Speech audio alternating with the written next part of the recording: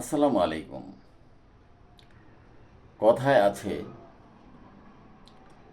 আদদুয়াউ মুখুল ইবাদ। হাদিস শরীফ থেকে কথাটা এসছে। দোয়া ইবাদত বন্দিগির সারবস্তু। তো আমরা অনেক সময়ই দোয়া করি। বেশিরভাগ সময় যারা ভালো মানুষ তারা সব সময় অন্যের কল্যাণ কামনা করে।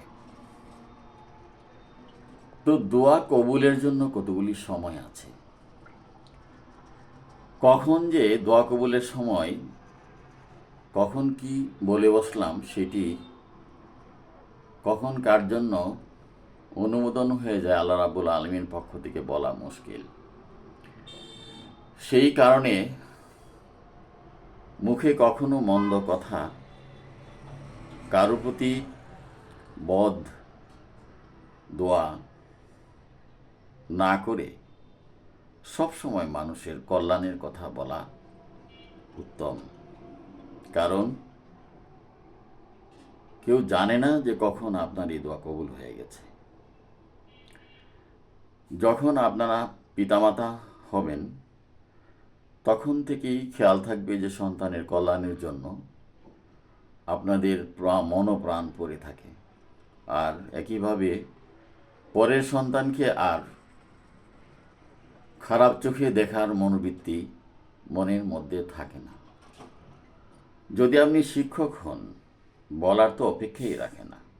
কোনোভাবেই আপনি অন্যের সন্তানের অমঙ্গল কামনা করার ইচ্ছা কোনোভাবেই থাকবে না।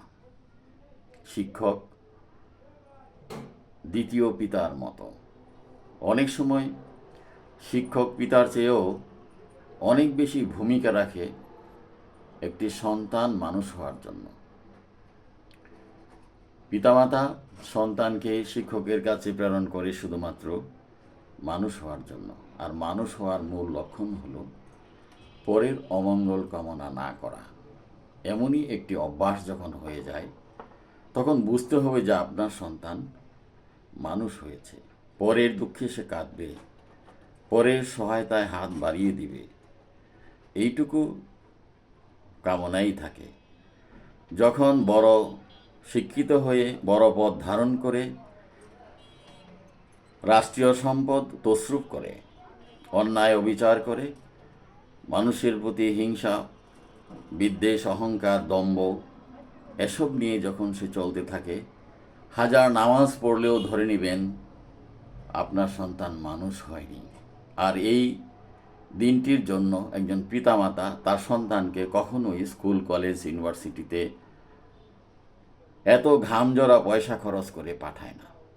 সেই কারণেই একটা শিক্ষিত সন্তানের উচিত পিতামাতার প্রতি বিনয়ী হওয়া, বড়দের প্রতি বিনয়ী হওয়া, মানুষকে সম্মান করা, ছোটদেরকে আদর করা এবং যতটুকু সম্ভব অপরের দুঃখ দুর্দশায় পাশে থাকা, অনুভব করে তার হৃদয়কে অপরের হৃদয়ের সাথে মিলে যে কোনো ক্রান্তিকালে পাশে থাকা, সেইটি কাম্য। আসসালামু আলাইকুম। দোয়া করবেন আমার জন্য।